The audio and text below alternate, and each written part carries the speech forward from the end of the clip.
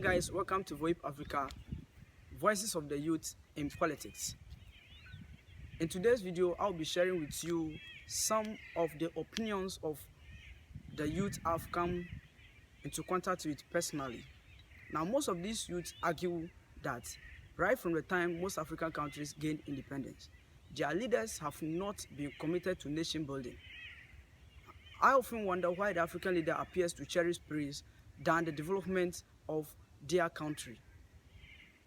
It is prevalent in Africa to see governments squander huge sums of borrowed money on unrealistic projects just to impress voters and stay in power, knowing that the long-term repercussions of their actions are detrimental to the development of their country and the people's welfare. Yet, as long as it will put them in power, no one truly cares about the repercussions, being they good or bad. We have witnessed gross misconduct, unrefined violence, and other shameful acts being committed by our political leaders. If our governments are truly committed to development of our country's economy, reduction of unemployment, quality health care, poverty alleviation, and all the other good things they preach to us about, then why will Africa still be noted for some of the notorious political leaders and most corrupt political leaders? Why do we still seem to be practicing new king, new law system of governance in Africa but pretend to be doing something else? And all this boils down to the fact that most African countries lack or fail to apply clear-cut long-term developmental policies. The African layman is indoctrinated by the African political elites to live from hand to mouth,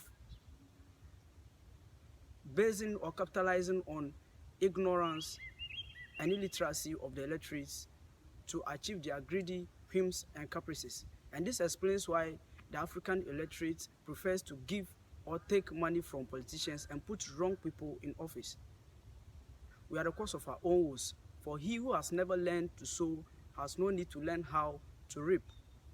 We must learn to sow by voting for people who are visionary and have the capacity to lead, and not people who present us with money today but have no future for us. It is only when we learn to vote for people who are visionary that we will truly liberate our destinies from the bleak future we are preparing for ourselves. For if we learn to eat all our seeds today without cultivating, we forever remain hungry. And this is exactly what is happening in Africa. Now my worry is, if things continue like this, what will be the future of we, the youth? That same government that promises us a better future and a hope, watch people perish from diseases, yet fail to strengthen the health sector by constructing more health infrastructure such as clinics and hospitals. Poor and dusty roads become death traps to citizens. People breathe dust instead of air and eat dust instead of food from dusty roads. Yet every election year, you promise us a better tomorrow which never comes. People share drinking water with animals and people live nasty, short and brutish lives.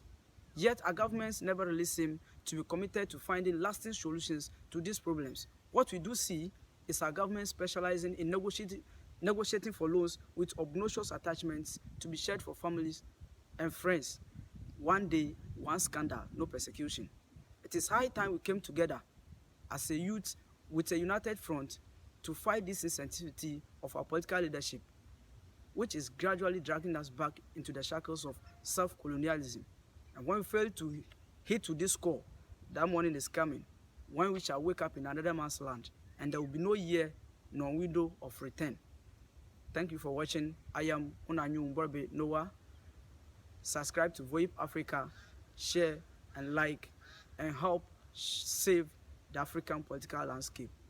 We can make it. It is only the youth of Africa that when we come together, we can save this continent, and we are the majority on the continent. Remember, so your impact is key to transforming this continent.